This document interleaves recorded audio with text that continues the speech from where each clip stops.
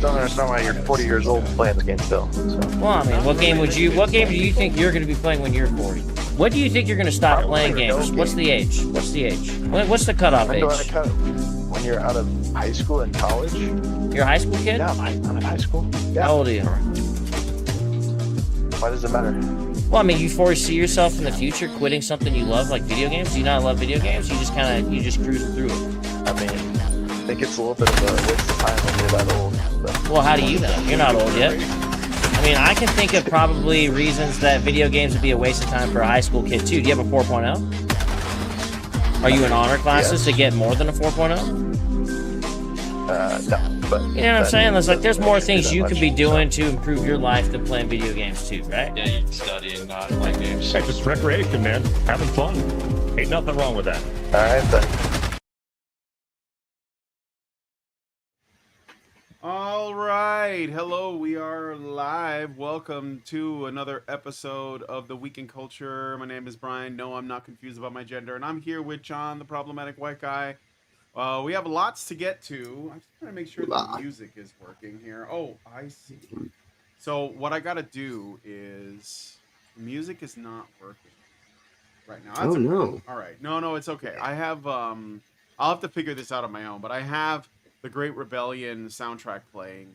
Shout out to the CEO of CULT for allowing me to play the music, but you guys unfortunately can't hear. I'm going to fix this though in a second. But in the meantime, so please hit that like button, help us out. It would be really great. I know that this is awkwardly early for some people, but it is a Saturday show and it's a live show, and hopefully you guys can come hang out with us and chill with us and stuff while we go through some of the week stories and give it the Badger treatment, which is what we call it over at HBR, where we have a different kind of insight into some of what's going on, because these dynamics have played out so many times in the past. But let's get started with today's story. So first, Concord is in the news. Oh, yeah, you did not know that? You'd like to think that's over and done with, but somehow it persists. Yes, it continues. So Concord is in the news, even though the game is dead. Why is that? Well, so why is that? Thank you, Zeranx, for the super chat. So it's a Rumble rant. A Rumble rant of $5. He's a spoiler. They're hiding. Snakes in the grass always wait for their time to strike. Yeah, we're gonna get to that a little bit later. But speaking of hiding, so Concord, there are rumors swirling that Firewalk Studios may soon reemerge. There have been some alterations being made in the back room of the Steam files. So people are seeing that there are files being updated on Steam for the game Concord. So the theory is, and you know what? I'm going to say this makes sense. So the theory is that Sony lost $400 million on this investment through marketing and all. They made a short for the Netflix show about it, and the game was an absolute disaster. Okay, nobody played it. It did, even the sort of pre-release that came out before the game came out was not really that great in terms of numbers. Okay? Oh yeah, they tried to send me 3 separate invitations to do the beta. And every time it was as I mentioned on the show before when it happened, it's dude, this is borderline harassment. You people need to stop. So there wasn't very it's just it is basically a fail. It's a terrible product, probably one of the most catastrophic failures in recent gaming history.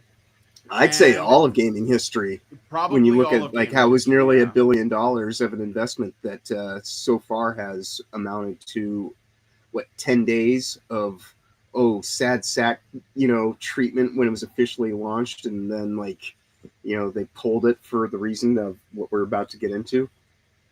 Yeah.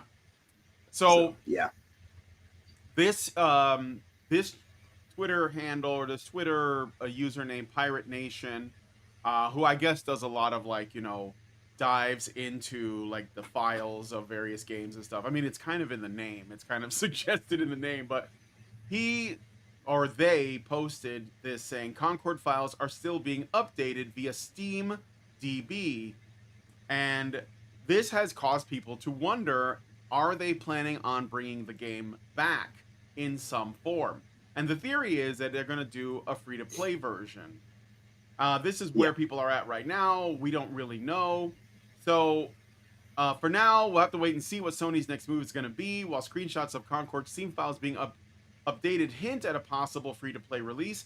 Nothing official has been announced yet. Whether this change could signal a revival or the final nail in the coffin for Concord, well, only time will tell. The game's fate could finally be decided in the coming months, and as of now, going free-to-play may be the only card Sony has left to play in this high-stakes bet.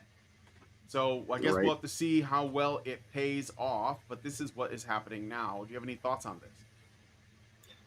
Well, I mean, I think when when we were live, when the news first broke weeks ago, this was basically what I was saying is what they'll have to do just to maintain their investment. Because if they were to try to, because all those hard copy sales that happened, they can't control people getting refunded on those ones. And unless they have like something where it's like, send us your game disc and then we'll send you the credit or what the hell ever, you know, they can't do the thing where they go and take a tax break loss on it. So they're kind of like, their hands are tied. They have to stay, they've gone too far to not stay committed. And so the engine's good, or good enough, so they can use that again for some other title, but it's going to take another year, you know, and that's if they do a rush job to change the skin on the game and don't really do much else with it. But there was people who complained about the pacing of it and this and that. So in the meantime, while they make those actual legitimate fixes to make a, you know, a better investment property, in the meantime, going free to play is about the only way that they can probably manage to get anything of merit, of note off the thing. Yeah, So yeah. that's I gotta say, from a business perspective, just a purely business perspective, setting aside the fact that the game failed on the basis of its awful art design and it's the sort of woke defense for it, because people were like, oh, you know, it did, like, they didn't want to say it explicitly because they're moral cowards, but people, like, obviously the progressive politics of the creators influenced the final product enough that it made it ugly, and it made it like unappealing in every way, and also very, very derivative. I mean, we've already had hero shooters before. We've already seen Guardians of the Galaxy, and the original was better anyway. Like, it just is a D-list version of everything. Okay, and when people said, I'm not giving, I think it was like $60 when it came out, I'm not giving you guys $60 for this trash. Game. Yeah, it was a full price game. And it was supposed to be, I think, a live service game. I could be wrong about that.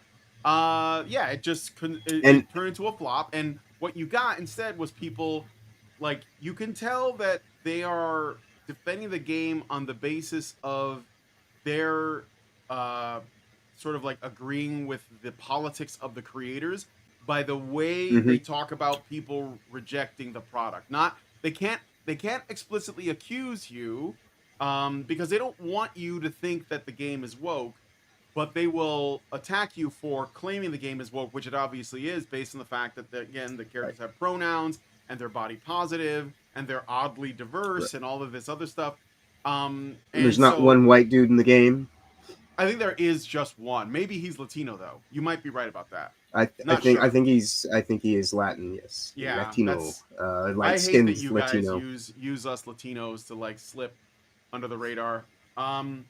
We are not your tools. We are not your shield.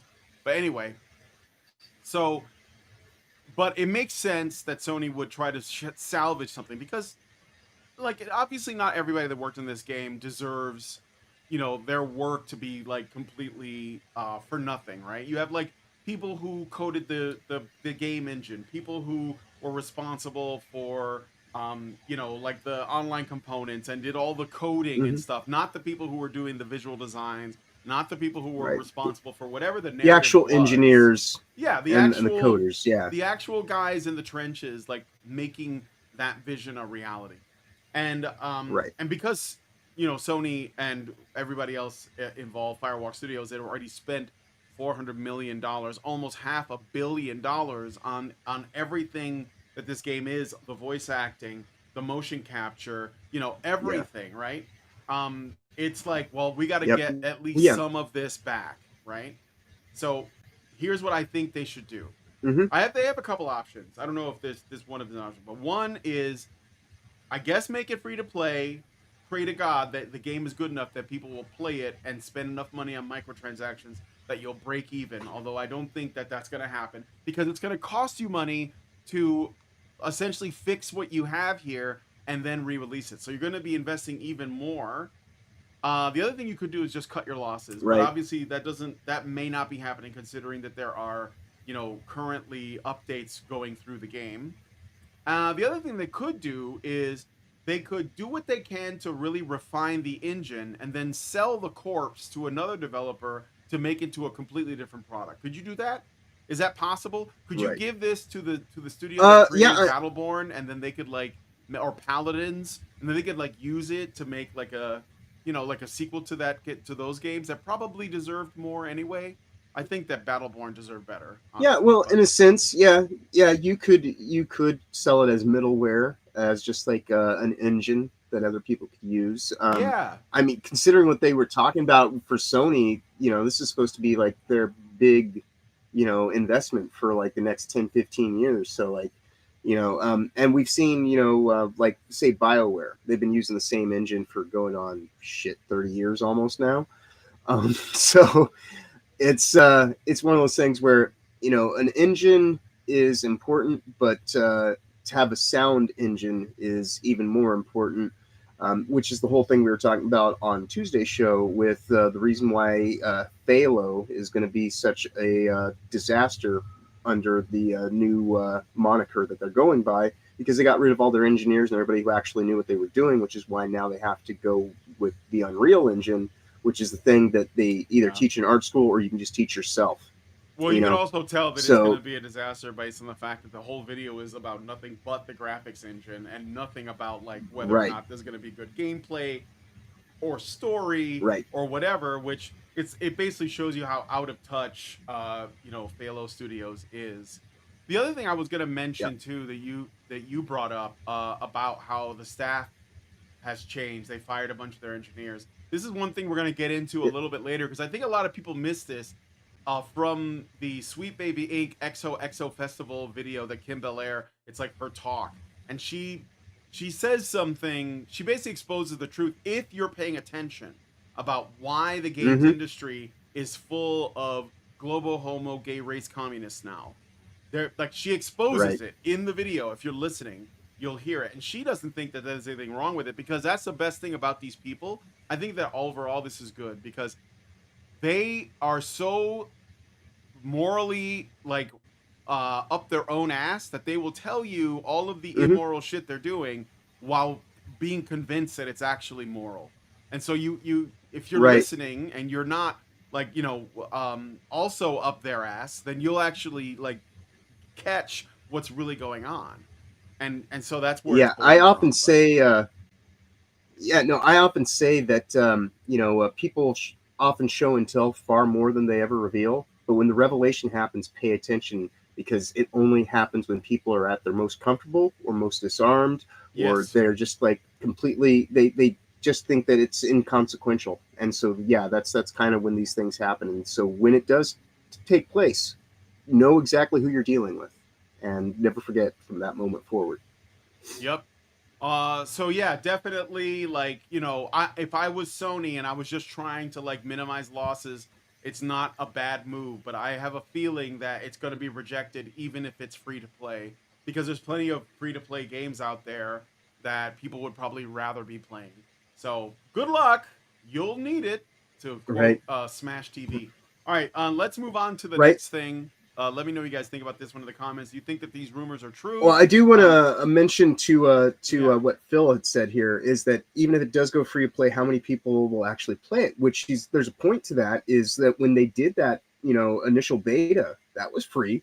And they tried to get me to do it 3 times, and I was just like, no, No, and I'm Yeah. pretty sure that everybody knows exactly what's happened now. So even going free to play at this point in time, unless they find a way to actually monetize the game for the player, and what would you even get out of it? Like, what you're gonna like earn discounts think to the buy first- stuff through the PlayStation Store? Yeah, the first thing You they know, should that do, would be the only reason that I would put up with it. Maybe. Yeah, I think the first thing they should do is make a free skin for every character in the game that isn't ugly. Good luck with that, though. Yeah. But I mean, that's the only way I could figure it out is like to make an alternate skin. Get the guys behind the first Descendant or whatever, or the last Descendant, whatever it's called, to create new models for all the characters and give them away as free skins. You know, there have been other games. I was going to mention this and I forgot, but I'm going to bring it up now. There have been other games in the past that have had disastrous losses and managed to crawl back from the pit because they took a moment to say, you know what, we were all wrong about this. You know, like this was a bad idea. Clearly, I was the asshole. Yeah, Let me like, we're make gonna some make restitution it right, here. right? Like I can think of two right off the top of my head. Number one, Cyberpunk 2077. It was a disastrous launch. And the it king was of it all. unplayable and on some platforms, and it took them like a year, but they got it. They got it right. And yeah, No Man's Sky. Yep, Yeah. No Man's Sky. Yep, and No Man's Sky is the greatest redemption story. That is I a would really say, good. in Yeah, that's a gaming really history. good redemption arc. And so it's not like they couldn't do it, but it starts with essentially like killing the ego, being humble, and saying and killing we your messed baby. up. Yeah, we messed up. This is not appealing to anyone but me. I gotta change, right? Oh, but that's the only thing that's gonna solve that, I think. Otherwise, they might just have to like cut their losses. All right. But anyway, let us know what you guys think about this one in the comments. If you're like into the coding thing and you understand what this is about, let me know what you think. Do you think that this is potentially them trying to salvage, you know, this horse that has died within 2 weeks or 11 days of the game's launch? Let me know. It didn't even make the full 2 weeks. Yeah, I think it was like Yeah, it was 10-ish like days. 10 days, 11 days. Yeah. I think I think they were on day 10, and we were on a live stream. We saw the news come through, and it was like 3 days, and we're shutting this shit down. And it was like, what? Like, yeah. All right, so let's move on to the next thing. Just a brief thing.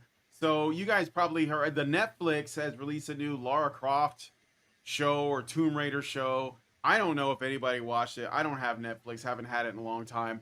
But as I understand it, Larry Croft is nothing like the character of old.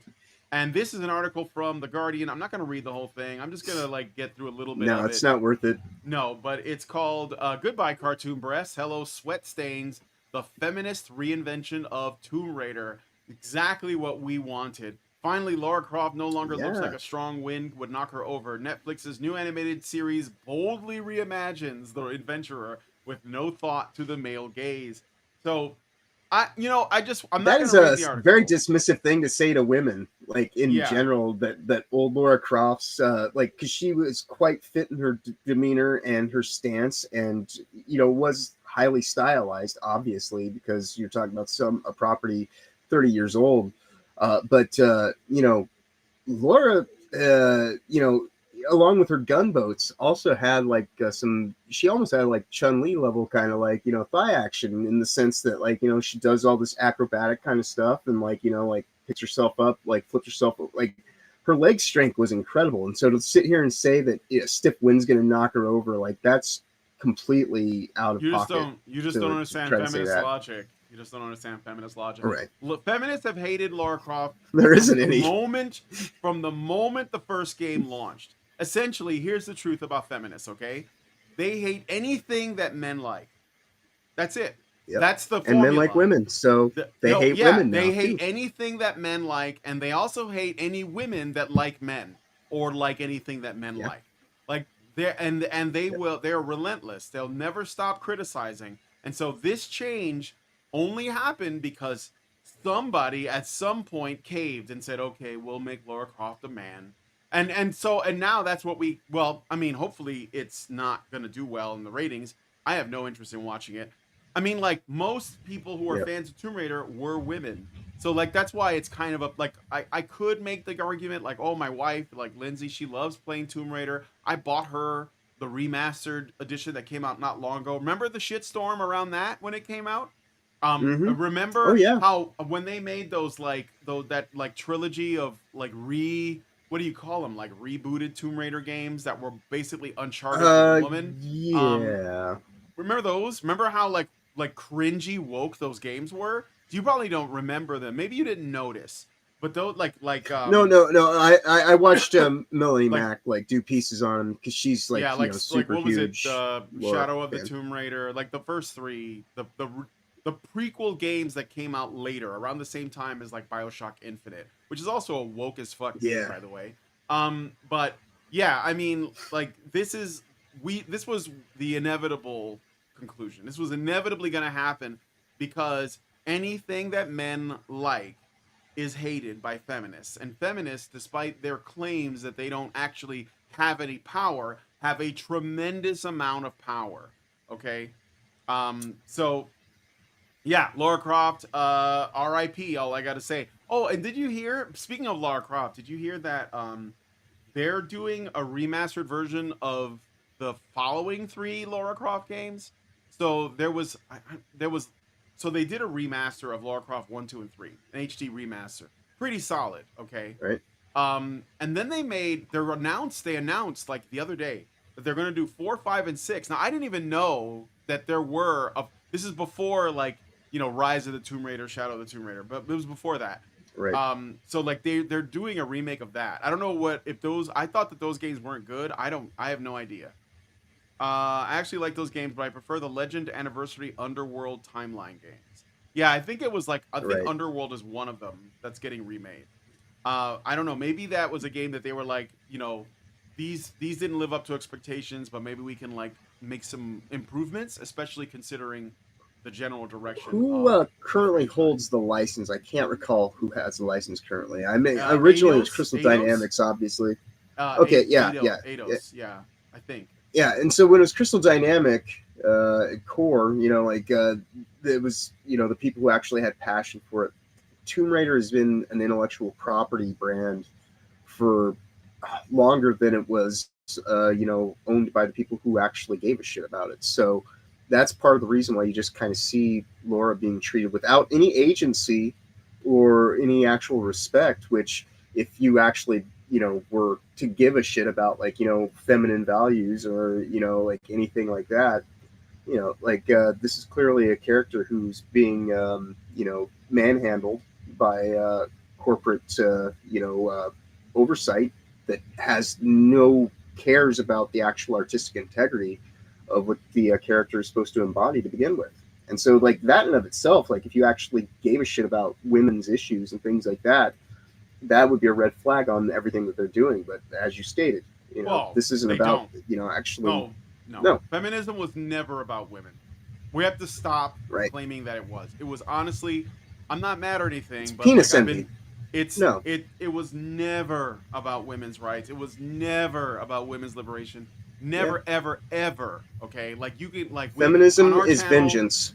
It is, but it's not even like it's not even justified. It's vengeance based on made up grievances that never existed. So I'm saying its premise is wrong.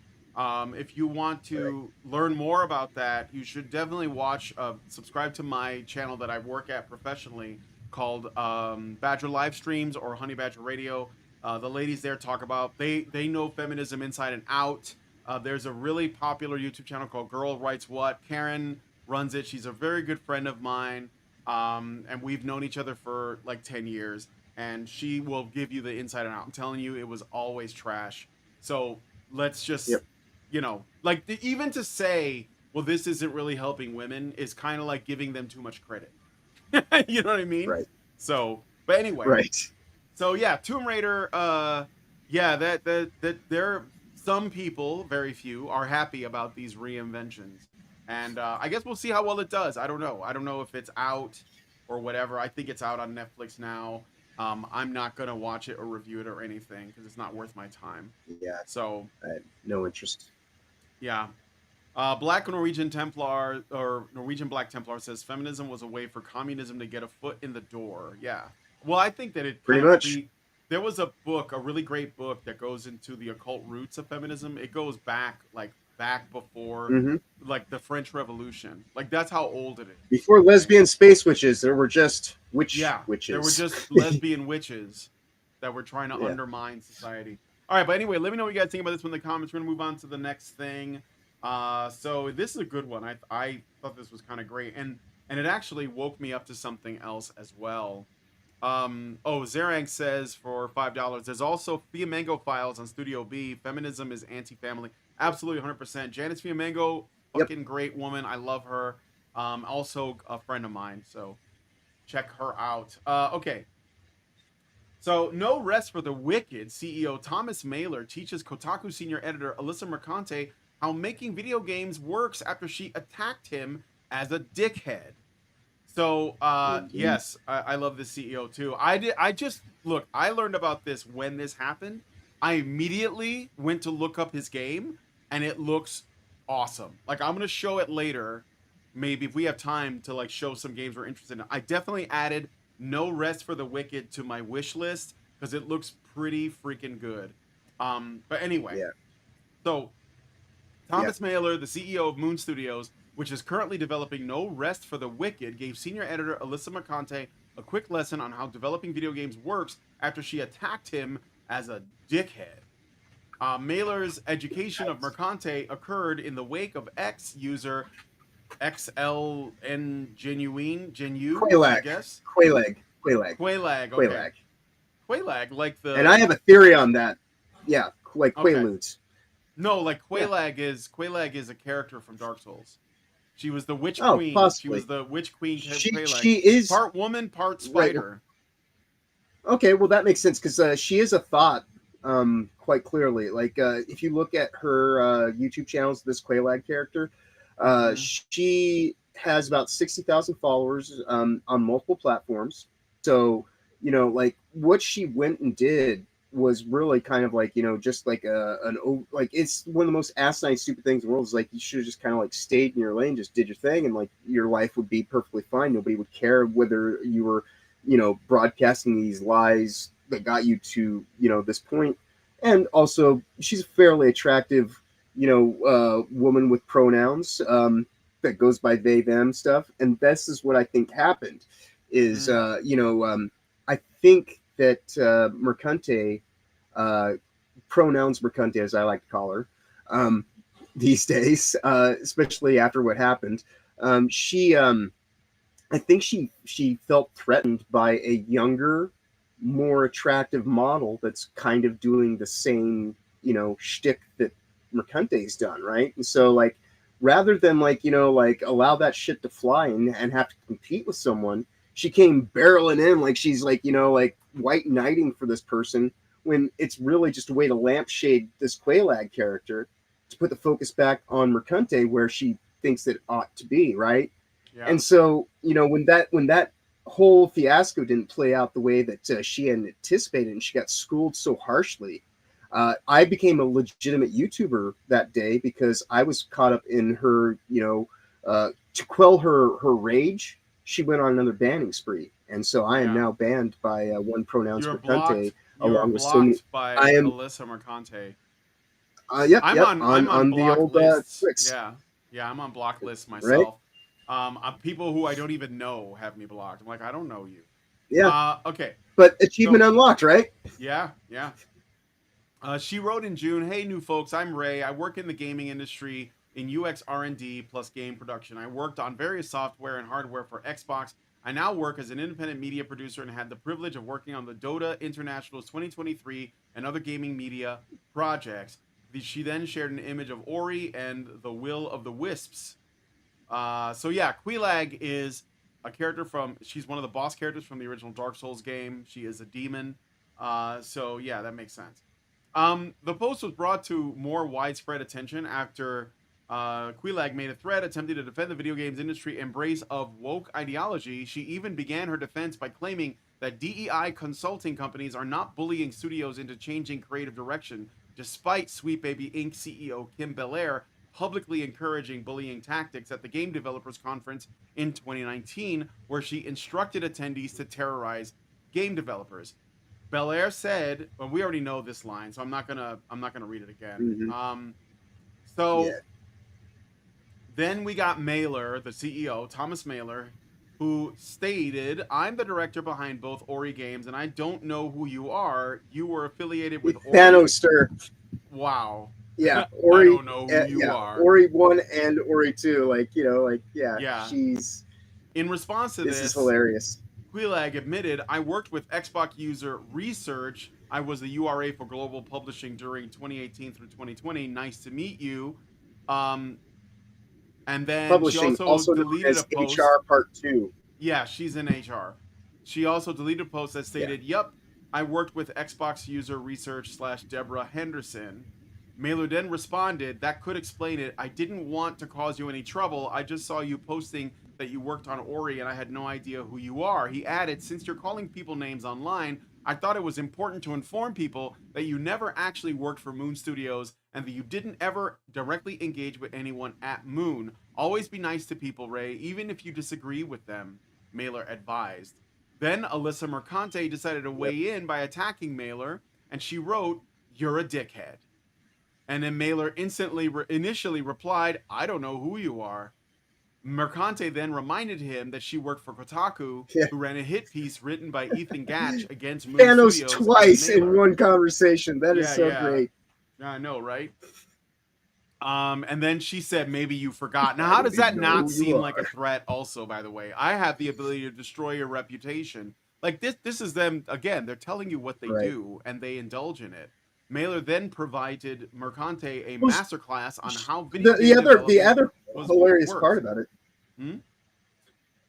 Right. Well, the other hilarious part about her saying that is like, exactly. It's like as though anybody, like, everything that she does, everybody's paying attention to and spotlighting on. Right.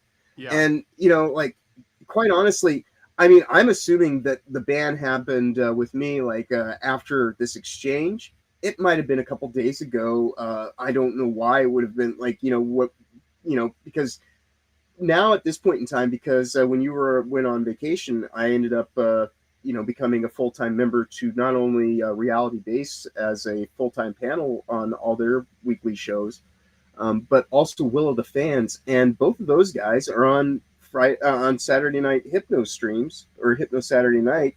And, if there's one person on this planet that she absolutely detests, it's Hypno. And so now I'm connected to the people that are connected to him. And so like we were talking about this the other day on Reality Based, and it's kind of like the 6 degrees of separation where it's like, even if she can't deal with those threats, she kind of like, oh, I'll go for the one that's lower on the totem pole. And I just laughed it off saying, wow, thanks for like making me actually seem like somebody who's got some legitimacy, because 7 weeks ago I was just like, other than doing this show with you, I hadn't even like made a YouTube video in like 2 months at that point. So yeah, it's like she's actually brought me to some prominence this week. And so like, if she weren't such a giant cunt bag, I would actually, send her a fruit basket or something. But like, God knows what she would do with that, and I don't really care to like, get a OnlyFans subscription to find out. So like, it's absolutely laughable and detestable, like that she sees herself in such a narcissistic light of like, oh, you have to know who I am. No, most people don't know what Kotaku really is, or the people who work there. Well, and that's even people who know about gaming. A lot of people know about Kotaku, but it doesn't garner any real respect, and I think especially from game developers, like people that are doing real work. Jim Giraffe, what's up, Jim? Prayers to you, says, insert Mercante a dude in a dress. No, she's just what do you guys call him? A slag? I think that's the term that is used over there across the pond to describe people like her. No, she's a sex worker and journalist.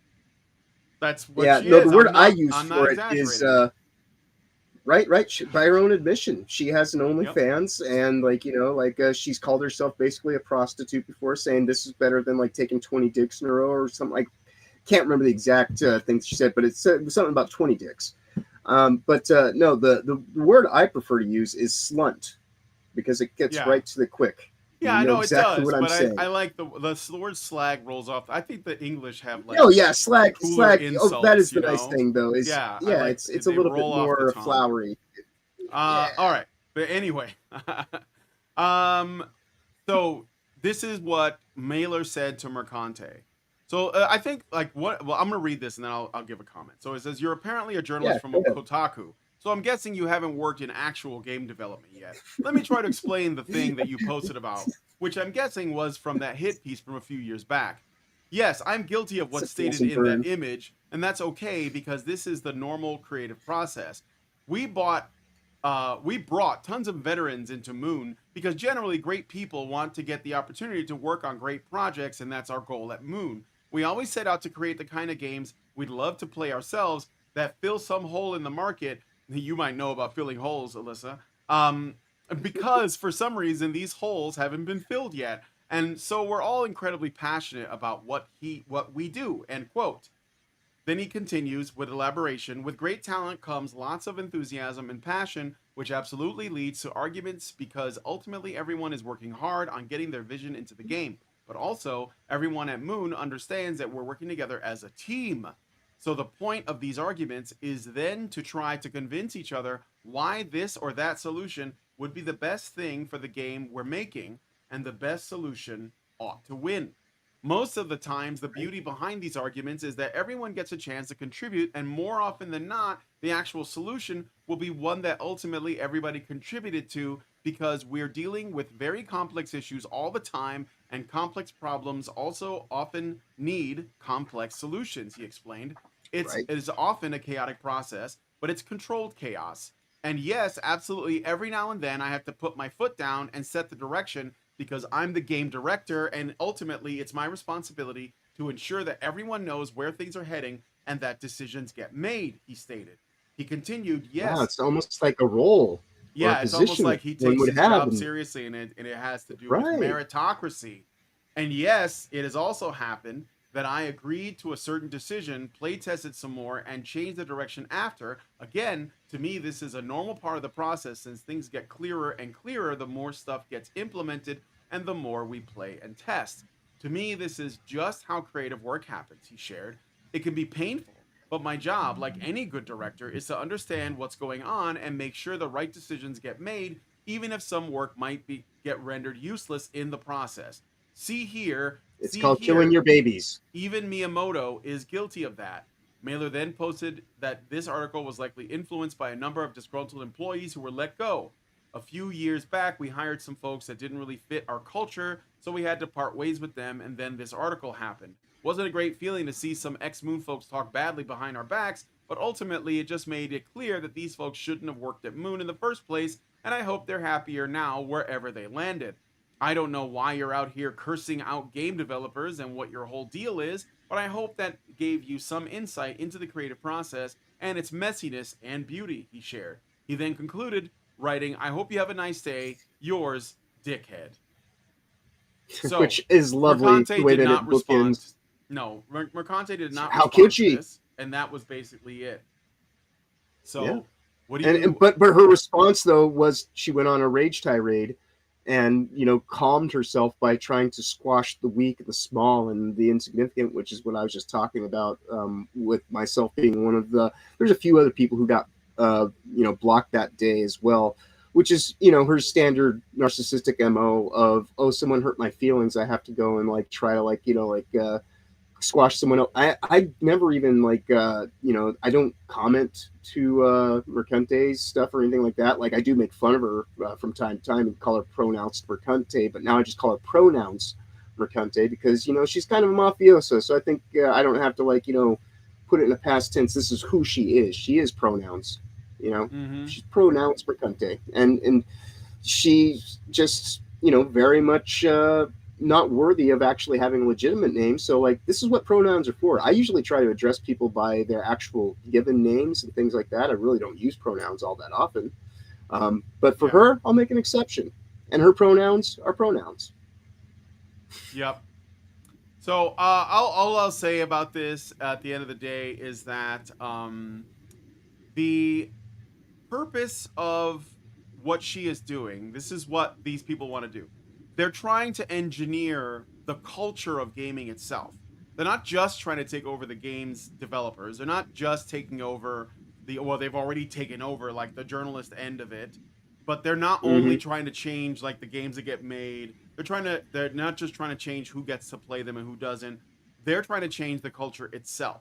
And they always work top down. So like one of the tactics that the game's media, the prostitutes do, is that they essentially put hit pieces out about devs, and they do that in the hopes that they could like destroy their business by saying, why would you support that company?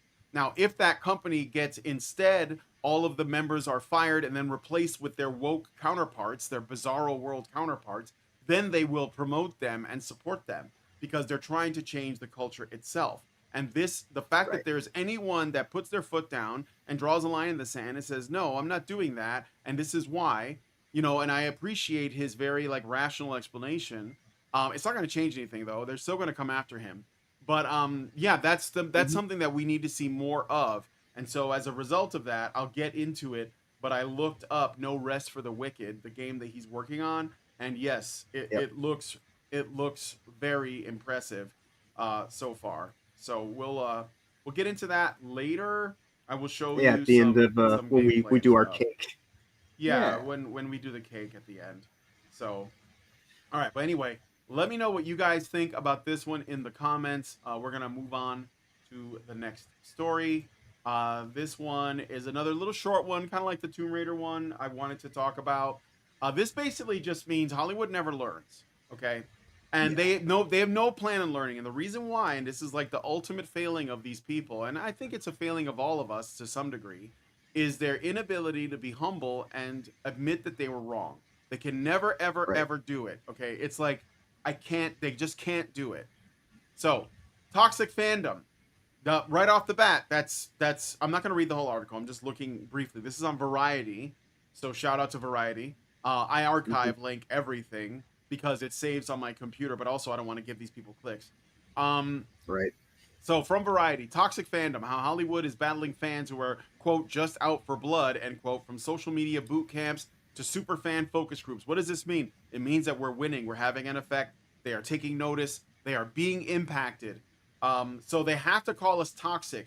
Now, you're going to hear this a lot. Toxic fans, toxic gamers, toxic, communities, whatever. First of all, that's just like an extension of something that they called men for many, many decades, toxically masculine. So toxic masculinity, toxic fandom is the same thing. Yes, even if you're a woman that is a part of the toxic fandom, you are essentially engaging in toxic masculinity because you believe in meritocracy, you have standards, and you have the ability and the right, at least right now, to say no to a product that you don't want. You can just say, no, I'm not going to buy that. You don't want to destroy those people's lives. You don't want to see them harmed. You just won't give them your money. That's the only thing that you have to do, and it's the easiest thing to do, and they hate it. They hate that you have the freedom to choose because it means you won't choose them. Right. These are the kind of people who think that they deserve things, right? Yeah. And there's no gratitude, there's no reciprocity, there's no symbiotic kind of understanding of the ebb and flow of give and take, and actually like being in a legitimate kind of relationship to whatever degree. Like even just standard compassionate friendships and things like that. There's the assumption that the only thing that you would ever want from a woman is sexual favors or this or that, which is completely asinine. Which you being a married man, I'm sure have other women like you just spoke about that you work with. I'm sure you get along with and consider them friends, and that is all that they will ever be. Doesn't stop me from being called an incel, by the way. Right. But well, like say like the Discord server that I started with the people that I was grateful enough to actually have come to my establishment the one night that I had anybody stop by, and I always tell people I own the Discord, but it is Sonia's Discord. Sonia Lissette, she's the best Discord waifu admin that is on Discord, and she's also amazing mod on a variety of channels here on YouTube.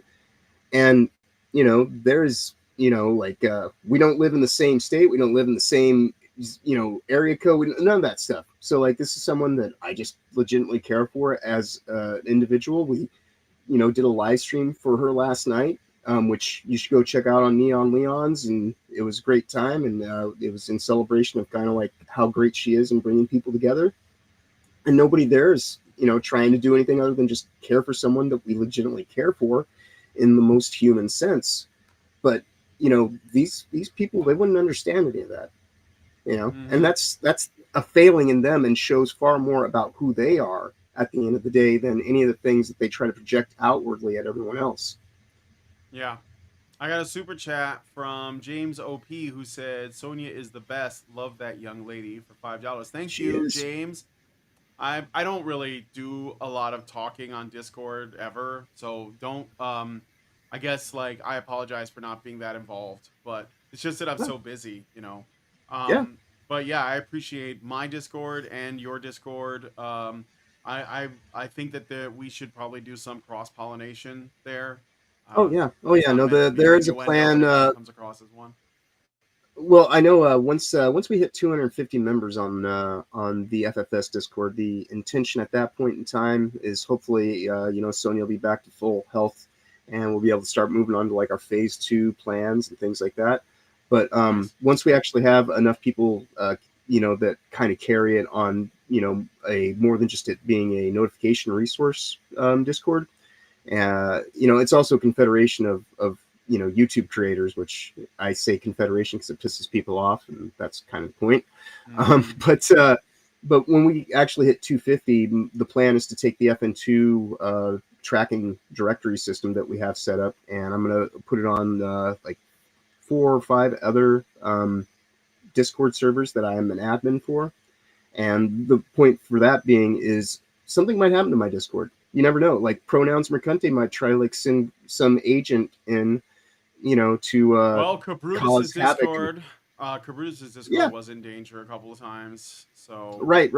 Yeah. And so the idea is, even if you strike me down, like you won't actually destroy the thing that actually is resourceful and important to everyone, because ultimately it's about freedom of speech, freedom of expression, and bypassing the censorship and all that stuff that you get from YouTube.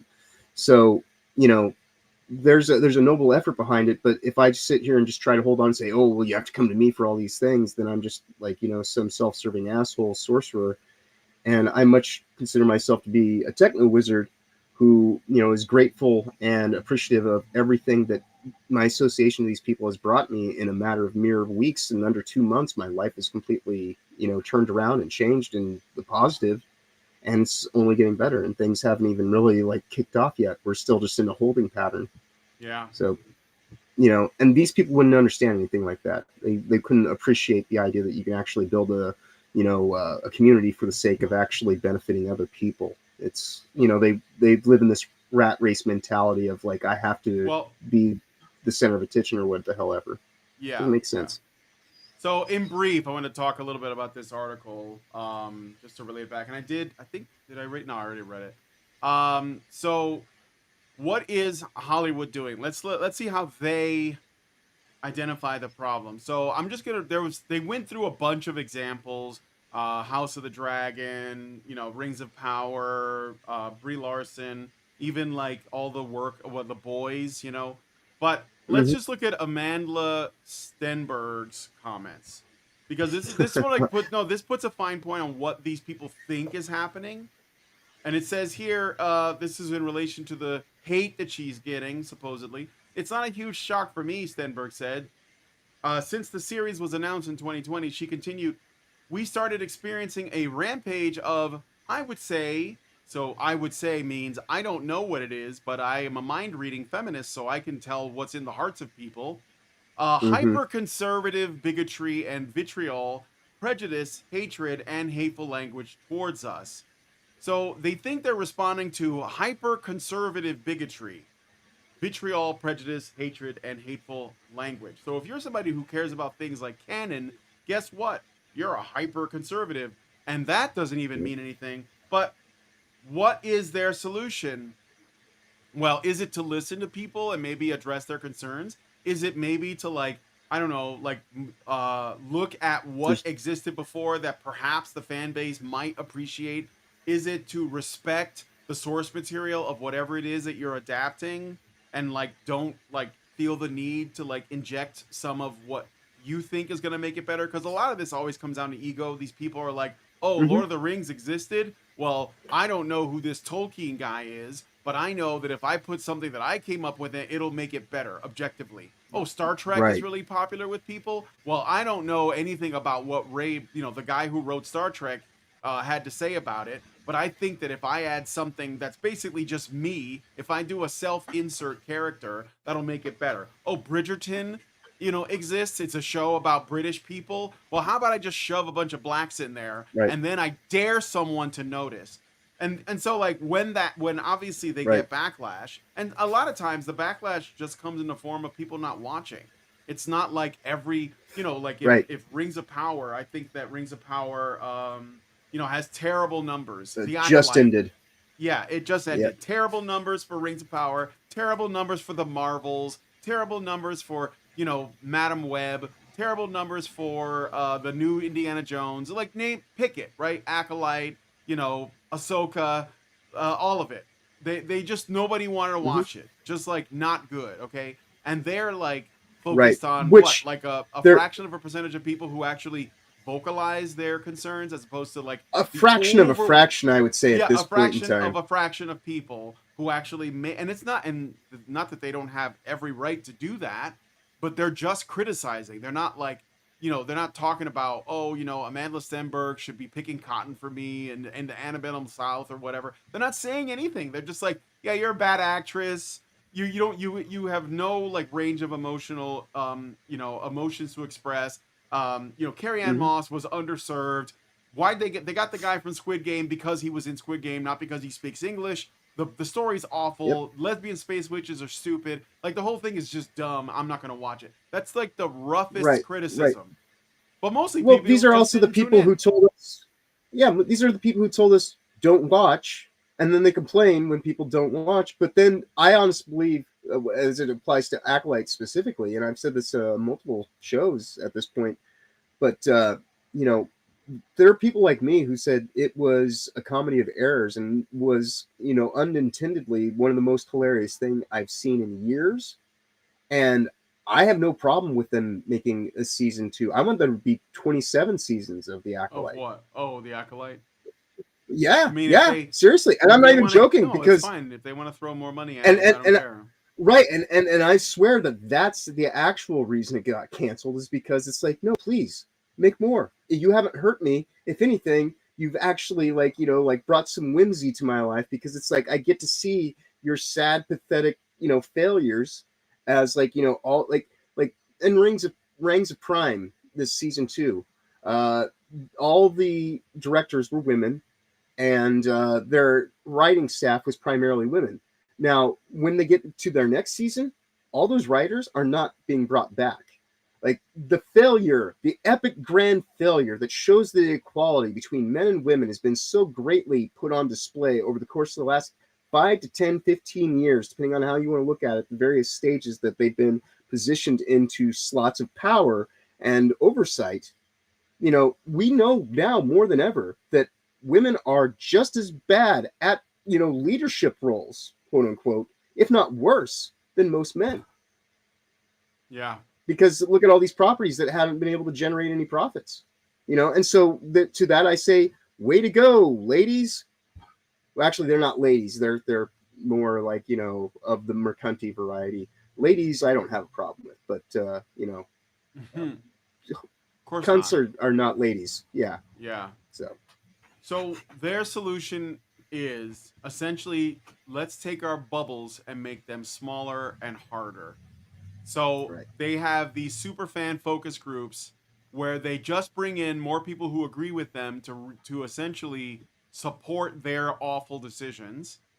So that's the let's make the bubble smaller and harder, which is obviously not going to work out for them. Essentially, they are ensuring that their bubble is their audience. So it's going to be really small, and they're not going to be successful.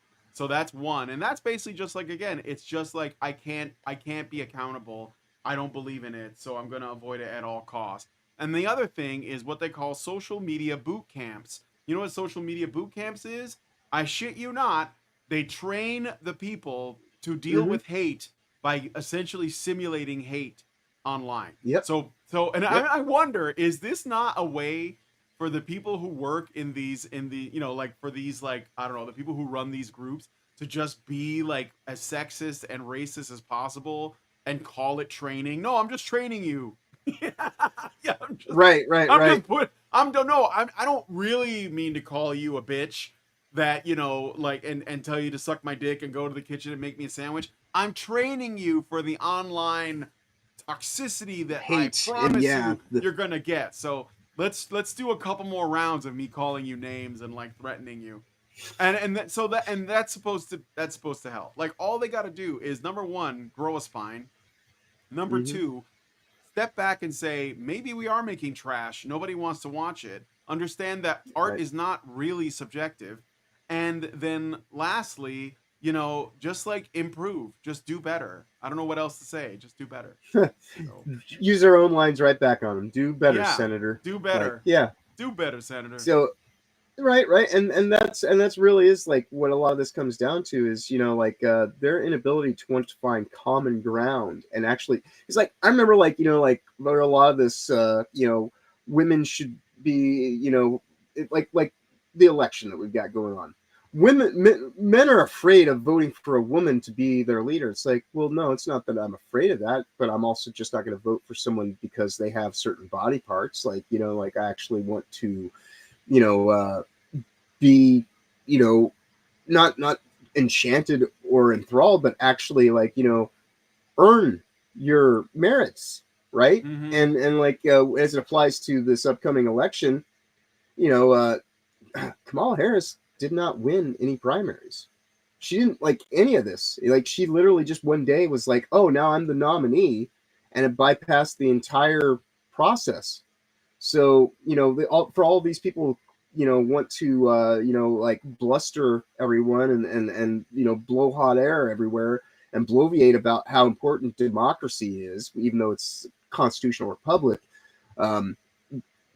The whole point of like, what they do is so far removed from a democratic process that, the writing's on the wall. And so if you actually like cared about those sorts of things, you wouldn't be trying to force someone down like everybody's throats that clearly has not earned it and is not an actual capable leader, just some lady who happens to be in a position of power who looks like she's half drunk most of the time.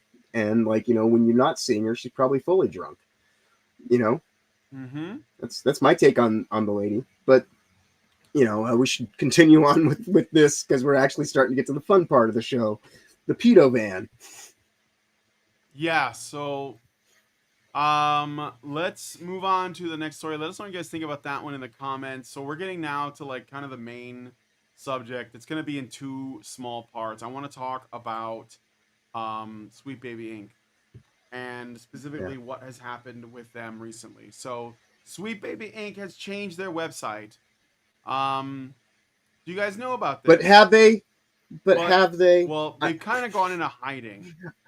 I know, but it's like this is why I did the artwork that I did today. Is like, once you know a pedo van is a pedo van, I don't care how many coats of paint you put on it, it's still a pedo van, and that is SBI's website. Like, it's got like quite literally their logo is candy in front of a baby, and I will tell you that means sweet baby, but to me that is like some weird kind of predatory kind of bullshit indoctrination programming of like, oh no, you should take candy from me, right, and give me your children and let me be the one that like you entrust them to. That's what Sweet Baby Inc. is all about. And like, these people are some of the most vile, evil creatures that occupy any arena or space, especially when you talk about what video gaming is. What does this have to do with small children, especially when a lot of the games they work on are mature rated? Like right there, you're just like God of War, Alan Wake 2. These are mature rated games. What is this imagery with children for? I think that they're big on presenting, and I mean, I covered this when I first covered the Sweet Baby Inc. thing like months ago, but it's all about presenting this like innocent image so that Right, they're like a pedo van. yeah, sure. Yeah, but that like it's their image. They're basically so that when you criticize them, they can play victim. Look, we just have this pastel colored website that has a baby on it. Like, Right. what are you doing? Why are you like this? By the way, the Some spiral cry-bully the spiral is bullshit. very sus, if you know what I mean. But Yeah, um for a variety of reasons. yeah, for a variety of reasons. The spiral is very sus. But anyway, we've already covered like what is weird about their website, but they have a well, they would probably say they streamlined it, but it's Right. been cut down a lot. If you click on their well, you can't really click. It shows on any of nothing these currently links. in development. Yeah, Yeah, no, there's- it's just a It doesn't flat. show It's a what's going brochure on. now. Featured projects. They have Battle Shapers, Sable. Yeah, I don't know. The only thing that works is there's a contact link down at the bottom, Yeah, right and yeah, and then that there's, in like, and of an itself email. is just So they right, basically right. made it to where, yeah, if you even if you go to like outreach and workshops, learn more, it's an email thing. So they have basically really cut back on their message on the website. Yep. And I think that again, I want to mention. I think you guys should know this, and I hope that you do understand this. But this is what these people always do. When you shine a light on them and you expose them for what they are, and you say, hey, you're crossing a line here, like whatever that line is, you cross a line, this is not okay. Then what they do Right. is, this is a Mott and Bailey, they retreat into the Mott. They're like, oh, no, we never meant to do that. This is all we want is this, whatever, insert like extremely, common, not at all controversial position here. Oh, we just want everybody to be treated nicely. Yeah, like, wow, Right. Really amazing concept. I never thought of it. And then They wait. believe in fuck around and fuck around, Yeah. but they never expect any find out to happen. So then what they do is they wait. They retreat and then they wait. And then they come back after a while and then they try to push the needle a little bit more. And this is how it's been for like a very long time. Like we've gotten to the point now where there are furry conventions and, babies at pride parades because of this little nudging to the where Right. I know Kim Belair was going to mention this, but when the country was on fire in 2020 because of a lie, that's what I'm talking about. Like how we would not have put up with this, like, 20 years ago. But because the needle has been moved little by little by little by little, that these revolutionaries, that they want to go full bore, but they don't know exactly where the line is at, so they're constantly testing the fences, as the velociraptors from Jurassic Park. What the guy said, they're always testing the fences for weaknesses. It's that. These people are velociraptors. I used to live in the Pacific Northwest, as you know. Yeah. And so the thing that is really interesting about the Pacific Northwest is it's indecent exposure if you walk around naked any time of the year, except for when they do their naked bike pride parade thing things? through. Well, it's not necessarily a pride parade thing. It's adjacent to it though, and it is, and also during pride parades, What? yes, you can, like, yeah, it's like this thing. They call it the naked bike run or something like that. It goes through. Oh no, I know about the naked bike run. They do that in Chicago too. Yeah. Right. And so, like, it's just this weird way of kind of trying to normalize, and something that would otherwise be against the law, so to speak, for indecency, because of being right in front of children, this and that. But no, they get a free pass on it, and they do the same thing for, like, no matter how various states of undress you are, in during the pride parades. And back when I used to work at the porn shop, like, I wouldn't let naked people walk into the porn shop, because it was like, you're walking around like that out on the street. That's all well and good, but don't bring that shit in here. Like, this is, like, there's public health concerns, Yeah. like, sure. and they would get all uppity about it. They're like, what do you mean I can't come in? It's like, dude, there's naked people on the cover jackets, not on the floor. So keep it outside. Oh, for sure. You I know? mean, but you can see how our, like if you've been paying attention, you can see that our culture has moved more and more towards this degree of, I don't know how you call it, but it's wokeness. It's essentially wokeness. And Mhm. we permitted it for a while because we thought people were acting in good faith.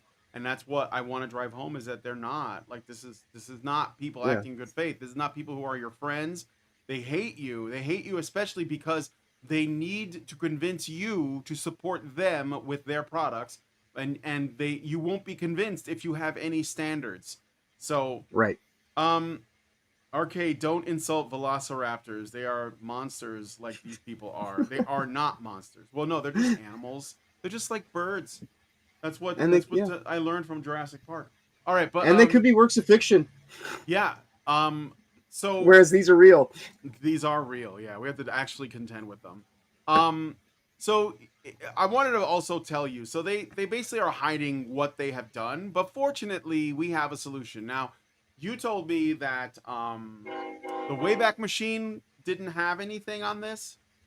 Well, the Like, Internet in terms Archive of itself got archive? DDoS attacked Yeah. by supposedly a hacktivist Palestinian group, but you never know whether that's actually the CIA trying to do like a front cover psyop, Yeah. whatever. Well, So but it's yeah. down. Yeah, for all so intents and purposes. the Wayback Machine and the archive that he was talking about, it doesn't have it, but I don't use those archives. I would suggest, and I'm going to show you guys now, that you use archive.ph or archive.today, and they have all of the old Sweet Baby Ink stuff. So if you needed to show what the website looked like, the internet never forgets, and it's right here. And here's our friend from last week, Cameron Wild, that said he wanted to burn the games industry to the ground. And here's his baby Q&A. How do you write a good story for a game? I'm not going to read this, but I think you guys know what it's going to say. Let me share this really quick. Is that a Wolverine? Like game that's currently in development that they don't have on there now currently? Yeah, they don't have Wolverine on there. And we're going to find out. Like, obviously, there's other ways, that you guys can... If you want to know who's involved with a game, there's plenty of other solutions. And one of them would be that you just look at who the names of the people are that are involved in the development, and then look up their LinkedIn, go to their Twitter, see if they have pronouns in the bio, and that's it. That's all. They tell you what they're doing. That's what I'm saying. Because these people can't help but virtue signal. They can't help it. So they'll have like rainbow flags. They'll have their pronouns. They'll have like things like, intersectional feminist, or you can look at their education history. Maybe they learned about, I don't know, like the comparing statistics for people of color and HIV, positive diagnoses in like climate change environments of impacted by, like fossil fuels, whatever it is, you can tell. So right. Well, speaking of what you're saying specifically, that quote right there is so telling. What? Like the written story of a game is good when it understands where it sits as one piece of a larger whole. And this is where I was saying earlier on various streams that you can't spell cocaine without CIA, and you can't spell narrative design without DEI. Mm-hmm. And that is the foundations of DEI in the game industry, was through the narrative design, which is who this asshat right here claims to be, is a narrative designer, which are the people who are the governors, the limiters of storytelling. Yep. They're the gatekeepers, though. Yeah, they're the gatekeepers. So yep. Yeah. So we got the, you can archive. You can go look at the archive stuff, and we'll get into that. So that's how you find. I'm sorry, what's going on? I got a little distracted. So now we're gonna get into this video, and this is gonna be the remainder of the remainder of the show here. This is Kim Belair's talk. So I'm gonna let this play for a bit. Obviously, you're gonna be, if you haven't seen this, then brace your spines because it's very cringe. But some of the stuff you're gonna hear is that Kim Belair has to like do this kind of delicate tightrope between being really good at her job and like popular and a strong woman, and also a victim of society, and her, you know, she is constantly in danger and afraid for her life. So she has to do both of these at Right. once, and she also frame us That's who are simply paying customers that, again, we have the right for now to our own property Yep. and the way that we choose to spend the money that we earn with our labor, you know. And she has to try to frame us as hateful bigots. So this is going to be quite threading the needle. yeah. You know, let's see if she's successful. All right, let's take a listen. Are a narrative development company, and we are a team of narrative developers. What that means is that we do script writing, storytelling, narrative work for video games, and sometimes that means that we come in for writing punch-ups. Sometimes that means we're the entire writer's room for a project. Sometimes that means we're coming in very, very early on and helping them start the groundwork, the world building. But what I want to really stress is that all of our work focuses very heavily. All right, so we watched the 2019 video, the GDC one, you know, and this is now 5 years later. Just listen to her voice right now, the quality, like all that joy, all that whatever, that sass, that vigor of like, you know, get in contact with the marketing department and terrify the devs. Yeah, that's gone she now. is 5 years older, but maybe she right. smokes. But Maybe what she I'm saying smokes. though is like, maybe, but I highly doubt it. Like, you know, what I'm saying is like, you can tell that there's something like underneath it all. Like she is like, this is like when Sith age rapidly and like, you know, it's just, this is it. Yeah. Her darkness is catching up to her. There you go. And she can't avoid it. It's coming from the very inside. Seriously on story. That is what narrative development is. We started out in 2018, but it was really in 2020 that we kind of came to any kind of industry prominence, and it was on a backdrop. So remember that 2020, there was stuff going on in the world around that year. What is could when that have been? they blew up. Yes. So let's see if she remarks on that. Of the COVID quarantine, sending everybody home from the office. So COVID quarantine, that's completely out of our control unless you love the government. But this is where it really comes home here. Me Too sweeping through the games industry as various bad actors were named and shamed appropriately, I should say. And also the Black because she was the head of the Matter Whisper protests. Networks. She was involved for sure, but not only She was- that. It didn't matter she- because when the Me Too movement was used to fire a bunch of like well-qualified men simply to fill those positions with unqualified women, because that's all that happened. Well, it happened in I'm not every speculating. industry. Yeah. All right, so like there's this thing called gameindustry.biz. It's a website.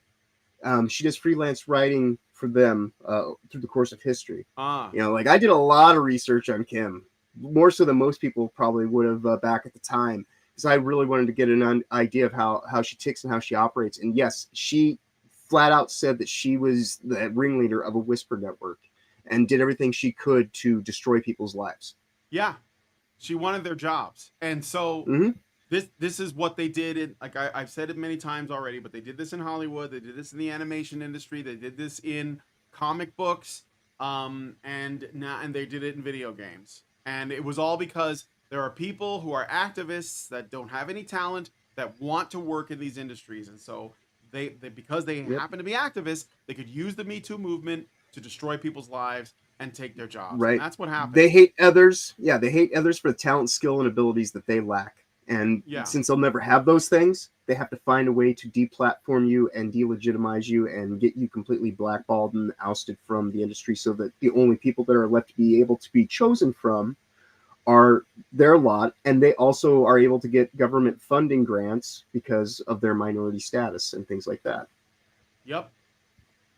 And no one wants to tell them that they don't need a narrative development company, because the people like Sweet Baby Inc. will terrify them with the knowledge of what will happen if they don't give them their way. And what does that mean? Well, Me Too. That's one example. Like, well, what is Alyssa Mercante when she wrote or Kotaku wrote that hit piece on that other company, that developer, right? What was the purpose of that? It was to scare them into essentially Submission. bending the knee, so that they can control them. So that's all this is. This is always a shakedown, okay? But let's hear this. And she mentions me too. This is what I'm saying when they say they always like they tell you exactly what they're doing because they can't help but virtue signal. And so they just wear it. They just wear it like a badge of honor. Yeah, I use Me Too. Me Too happened and it was justified. She even says it. Justified, right? And Black Lives Matter. She's going to say that was also justified. Another tool, by the way, to get people fired from their jobs, just like the Me Too movement, and then install whoever they wanted, usually themselves. Right. Well, she can't grasp anything that's beyond the reach of her own haze, and her projection is the only thing that she sees the world through. So, yeah, this is very ideologically minded speech. Buddy home from the office. Me Too sweeping through the games industry as various bad actors were named and shamed appropriately, I should say. And also the Black Lives Matter protests were in full swing. At the time, the industry was kind of responding in the way you might imagine, with a lot of corporate overpromising. But within the writing sphere, there were a lot of offers for portfolio reviews. Like, hey, if you're a marginalized or especially a black dev, we would love to give you a portfolio review. And okay, so what was going on? BLM burning cities down all over the country, even in countries where it didn't make sense. They were tearing down statues in London. They were burning down, they were setting fires in Canada. They were starting shit in Australia. So if anyone who was paying attention would realize that this had nothing to do with race. It was nothing to do with it. Just like feminism has nothing to do with women. Okay? Yeah, and I get a little it was about destroying small businesses. Yeah, it was about destroying, well, that's who was harmed. I mean, like, big businesses have insurance, but like the guy with the, used car dealership, like he can't bounce back from that. So yeah, it was about the destruction. It was about burning everything down. It had nothing, just like I said, nothing to do with black people, nothing to do with women, nothing to do with LGBTQIA plus people, nothing to do with natives, nothing to do with any of that. It was only about the revolution. The issue is never about the issue. It's only about the revolution at all times. So you guys, you have to understand this, because people will come out and say, well, I'm not racist. I know a guy. And then you could have all the evidence in the world for it. It doesn't matter, because that's not what we're talking about. They are lying to you. Okay? Well, here's the other face. Right. And here's the other interesting thing, though, is like I'm just kind of piggybacking on what I said earlier, is 5 years on, there has actually been enough kind of pushback and everything like that. She knows at this point in time, it's complete and utter grift. And that's the reason why all the joy, all the fucking, excitement to say these things. She knows she's full of shit. She completely knows this is just, I have to deliver my script. I have to do the thing, because this is how I'm going to get my funding model to continue. And this is how I'm going to be able to, move from this now tainted property, which is SBI, to whatever the hell they're ultimately going to try to reform it as. And this is just a big bamboozle, sleight of hand, parlor trick, chicanery that's taking place, and she knows it, and that's why she can't even be enthusiastic about what she's saying. Yeah. I want to say I love portfolio reviews. It's something that we also do at Sweet Baby for free. So if anybody in the audience, I want to point out the other thing. So they use what was going on in 2020 with BLM burning everything down, and the Me Too movement that was going on at the same time. I mean, the Me Too movement started before that, but it was basically in parallel with it, to essentially get qualified people fired from their jobs, destroy their careers, and replace them with the appropriate kind of people, which are the people who not are just people of color, but people who share her politics. More importantly, well, don't you know that being morally compatriots, as AOCs being morally right is better than being factually accurate. Yeah. That's right, as AOC has said. So now, this is it's also important to point this out. So when this is going on, and there are these companies, and they want to do what they think is the right thing. So when the BLM thing happened, you'll notice that all of the corporations and brands were virtue signaling around it. Now, yes, that's mostly fake, but I would argue that there were definitely people in those industries that believed what the television told them about what was happening, and they were like, I got to do something to make up for it. And of course, they believed when the black activists came out and said, well, you need to give us jobs because, right? And they were like, okay, well, we'll give you special treatment, and that's what happened. So they got special treatment, which she is acknowledging here. They're like, oh, well, we want to look at the portfolios of people of color, or marginalized people, marginalized voices, because they were using the violence, the destruction, to get their foot in the door, okay? And and even though they're giving them special treatment, she's still going to criticize them for not doing it enough, which is why they said corporate whatever she said. But listen to this. Audience right now is looking for a little bit of a portfolio review or want us to talk about video games, we'd love to do that. But the problem with portfolio reviews is that they also assume that it's a meritocracy, right? They assume the problem is your portfolio and not the fact that maybe there's a lot of other reasons that you are not getting the gig. So there you go. The implication is if your portfolio isn't getting through, it's because they're racist. That's what she's saying. She's saying that portfolios are not like meritocracy. These people hate meritocracy. When I was denied the job at Rockstar, they basically said in a polite way that there's no way that we're going to hire a straight white man. Yeah. You know, and I was like, you can just put me in QA. I've done QA work. I don't need to be in like a design. Like I'm like, let my talent, skill, and ability, lead me forward. And they're like, under no uncertain terms are you getting hired by Rockstar. And it's like, I think people at this point in time, if you've heard me speak enough, it seems like I should at least be qualified enough to do a QA position, which I've done before, and I've been a manager for 20 some odd years, but for whatever reason, I'm not qualified to even work in QA in a AAA design studio nowadays because, I'm a problematic white guy. Yep. Yeah. But I tell you, if you have a problem figuring out whether you're for me or Trump, then you ain't black. That's right. You tell him, Brandon. More. Right. knowing that there were a myriad problems to be solved, we created an email called talk@SweetBabyInc, and we just said, hey, if you're a developer who wants to get into the industry, if you're someone who's already in the industry and you want to talk, just talk to us.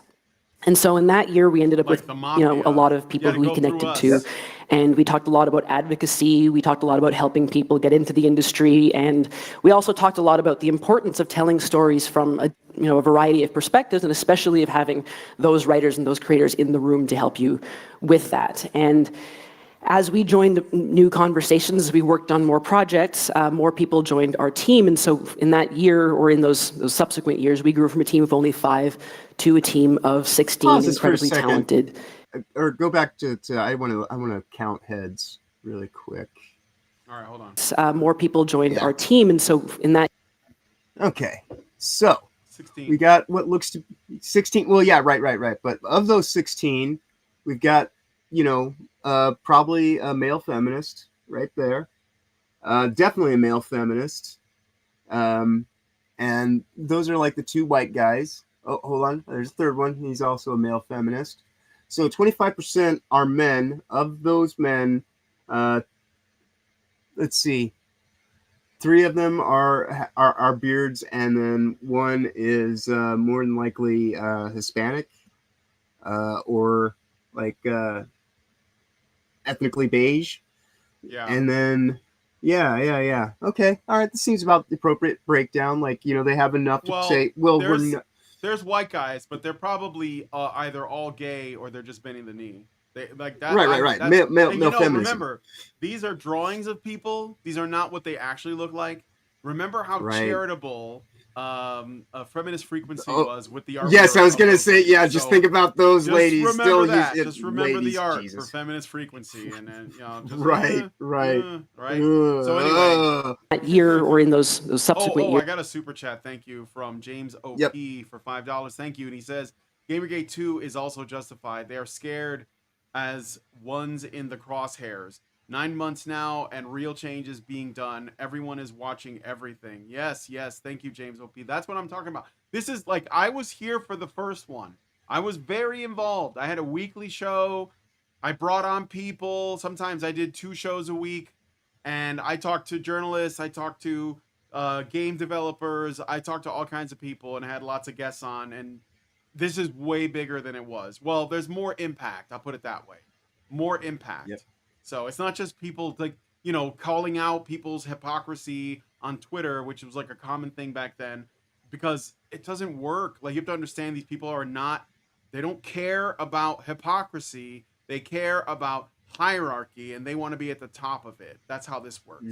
So anyway.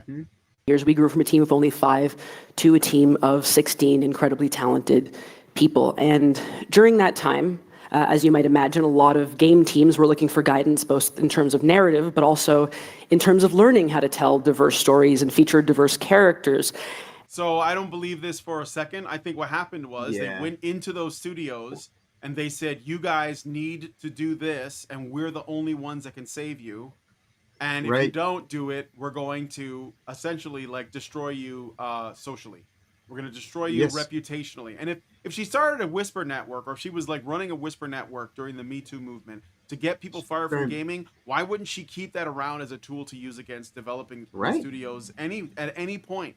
At any point. And- just like, and then go to like, these prostitute outlets like Kotaku, if they don't give her what she wants, and say, these Right. people are extremely sexist over here, right?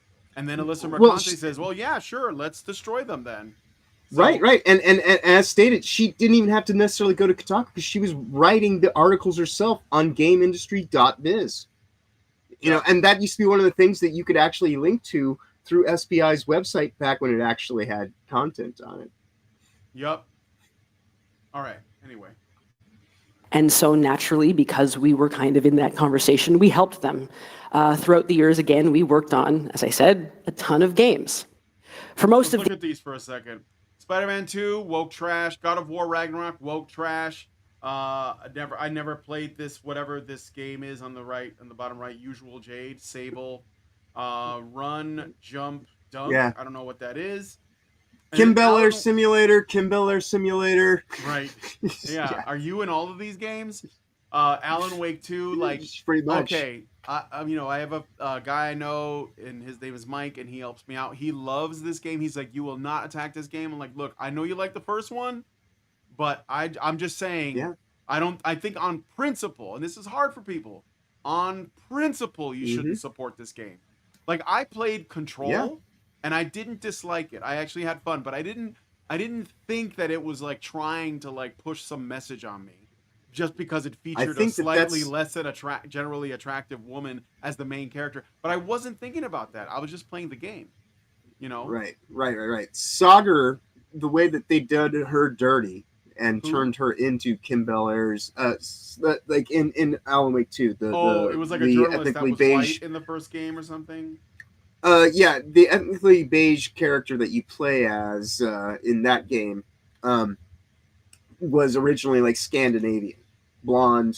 She was in like actual like the cinematic scenes and whatnot. Yeah. But yeah, like Kim Bel Air in her 2019-2020 talk that she gave at GDC, the one that we ripped apart, around this time last year when SBI was first kind of like, oh, this is when everybody thought, oh, SBI is like the thing that's ruining game. It's like, no, it's just an agency. And, like I would try to explain that to people, and it took like months. And then like people of prominence actually finally said, oh, you guys gotta understand there's more than just this one company. It's like, yeah, that's why they're called consultancy firms, not the firm, but she herself said that like her main impetus into like, kind of doing the thing that she does is she felt obligated to make, these characters that didn't reflect her. And then she wanted to put herself in a game. And boy, howdy, has she done that time and time again. And we're all suffering for it. Because like her idea of like the most torturous thing to have to do is to deal with the human condition of trying to empathize with a problematic white guy. And so like, can I empathize with like a well-written character that's in dire straits and has like an actual like legitimate story? Sure, but that's not who Kim Bel Air is. No, not at all. She's never suffered a day in her life. No. We did writing, story development. Sometimes we just kind of came on and did spot checks. But the thing that genuinely made me really, really proud of all of us was that we were living up to the title that I had wanted to. We were becoming true narrative developers, capable of taking on pretty much any task as far as a touch story on any project at any time, and that expertise was a result Narrative of is all not the storytelling. I just wanna say, just as an aside, it's stuff like this that makes me think that games should not tell stories, because people like this will try to inject their crap into it at all times. These are theater kids. Yeah. Okay? They're not game developers. They're not gamers. She tries to give us her gamer cred by showing how many hours she put into Elden Ring in this video. And I'm sorry, but it just comes across as super cringe. It's like somebody saying, I played Zelda before. You know, Right. I don't care. It's not I don't need you to tell me your cred. I know that Superman is actually Clark Kent. Like I mentioned this earlier in the week, but it bears repeating because of what we're talking about. Like Metal Gear Solid, tight, amazing mechanics, has a batshit crazy storyline for most people if you don't want to actually kind of get the subtext of what's going on there. So that's the whole reason why, you know, you play the game and it's tight as hell, and then you can just skip right past the cinematics. Because even for as much as Hideo Kojima may actually sit there and thread the needle of like trying to explain that how, like, you know, a rogue shadow government works, you know, and does all this stuff via black ops and proxy wars and all this kind of stuff, which is all actual legitimate stuff about the world we live in. You know, is that for a lot of people, they don't give two shits about any of that. And so, you know, make tight fundamental gameplay, and so people actually love Metal Gear even if they've never even paid attention to the story. Right. The problem with these people is, so like what I mean is when I say, because David Joshua said, I learned in game school that a game story actually is not as important as the gameplay. Well, obviously not. No. But the thing is what these people want. Okay. Because this is the thing about video games, and this is the thing that they're also wrestling with, and they can't stand it. Okay, the thing about video games that's most important is player choice. Like, this is nothing like movies or TV or books or any other entertainment medium, because in a video game, you, the player, are in control. That's the point. That's why they're appealing, okay? But the problem with that is, even the most linear game experiences, right, don't require like a crazy story, like Space Marine 2, okay? Or I played Space Marine 1. I recently finished it on my live streams, and you know, I'm just going from set piece to set piece, fighting orcs and chaos, and there's like a story, but it's kind of happening in the background. But ultimately, you get to a final boss, you beat the game, you get your end credits. It did tell a story, but it wasn't. It was a story that was only there to service the game itself in terms of the gameplay. That's like, have you ever played Alien Fireteam? I did, but I never played the story mode. I played the multiplayer only. Right. All right. So here's the great thing about Fireteam. It's just like what you were talking about. You find evidence, like on your runs, and you don't even find it all the time. There's just like pieces of evidence, like you can find, and through that you can actually kind of like start to kind of like stitch together, because you're a space marine, and so as a space marine, you're just there. Here's a gun. There's a bug. Do the fucking math, right? Yeah. Kill that son of a bitch and keep your ass alive and watch your six and take care of your buddies, right? Mm-hmm. There's a story there, but it's completely irrelevant to how the game actually functions. Yeah, the game is fine on its own. And so like what these people want to do, and you'll notice this, okay? Look at the games that annoyed you the most because of their wokeness.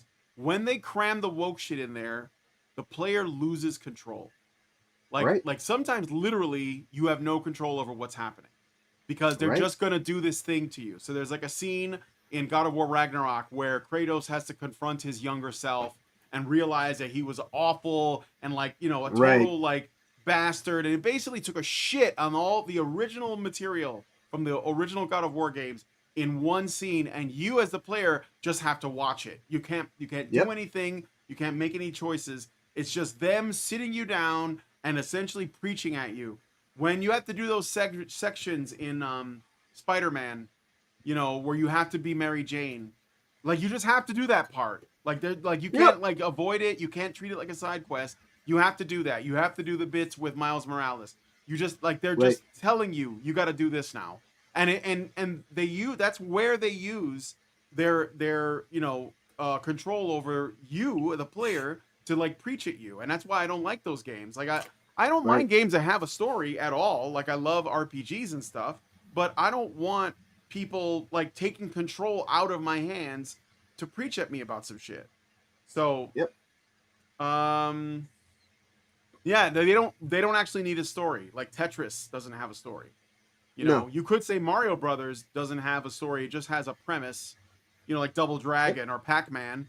I don't need to know what the deep lore is on the ghosts. I don't need to know that.